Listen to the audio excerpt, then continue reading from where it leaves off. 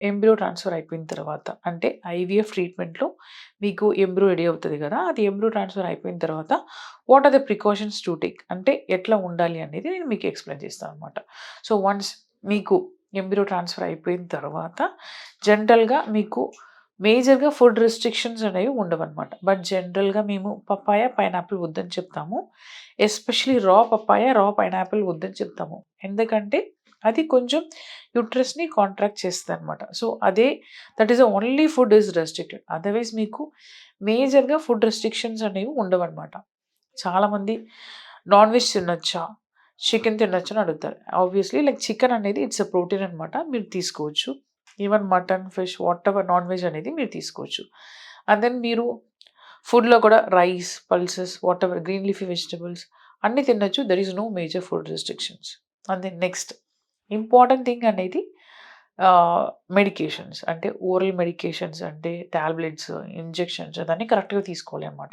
ఎందుకంటే embryo transfer especially frozen embryo ట్రాన్స్‌ఫర్‌లో మీకు అన్ని ప్రాసెస్ అంటే బేబీ ఫార్మ్ ఎగ్ రిలీజ్ అవ్వడం, బేబీ ఫార్మ్ అవ్వడం అదన్నీ ల్యాబ్‌లో అంటే బేబీ ఫార్మ్ అవ్వడం ల్యాబ్‌లో అయింది కాబట్టి మీకు బాడీలో ఆ ప్రెగ్నెన్సీని సపోర్ట్ చేయడానికి మీకు హార్మోన్స్ ఏమి ఉండవనమాట. సో, ఎవ్రీథింగ్ అన్ని హార్మోన్స్ అనేది మేము టాబ్లెట్స్ ద్వారా, ఇంజెక్షన్ ద్వారా ఇస్తాం. సో, ఆ టాబ్లెట్స్, ఇంజెక్షన్స్‌ని మీరు మిస్ చేయకుండా కరెక్ట్‌గా తీసుకోవాలి. అండ్ దెన్ మీ ప్రొఫైల్ అంటే మీ హిస్టరీ బట్టి, మీ ప్రొఫైల్ బట్టి మీకు మేబీ ఓరల్ టాబ్లెట్స్, ఇంజెక్షన్స్ అయినా ఎక్కువ ఉండొచ్చు ఆర్ లైక్ తక్కువ ఉండొచ్చు based on the patients. So, దాని పరంగా మీరు కరెక్ట్‌గా వాడాలి. ఎస్పెషల్లీ మీరు 10-12 వీక్స్ మీరు మెడిసిన్స్ మిస్ చేయకుండా వాడాలి. ఇన్ కేస్ మీరు మెడిసిన్స్ ఏదైనా మిస్ చేస్తే కూడా మీ బేబీకి సపోర్ట్ అనేది మిస్ అవుతది. సో, దానివల్ల మీకు బ్లీడింగ్, అబార్షన్స్ అని అవ్వడానికి ఛాన్సెస్ ఉన్నాయన్నమాట. This is the second thing. Third thing చాలామంది ఐవీఎఫ్ ఎంబ్రియో ట్రాన్స్‌ఫర్ అయిపోయిన తర్వాత పూర్తి బెడ్ రెస్ట్‌లో ఉంటారు. That is not at all correct అండి. మీరు మీ రొటీన్ వర్క్స్ చేసుకోవాలి. ఎక్కువ మీరు స్ట్రెయిన్ చేయకూడదు. అంటే too much of like jogging, too much of like weight lifting, jerk అట్లాంటి వర్క్ అనేది అవాయిడ్ చేసుకోవాలి. But as such your routine works like cooking, walking వెళ్ళడం అదన్నీ చేసుకోవచ్చు. There is no major restrictions అనమాట.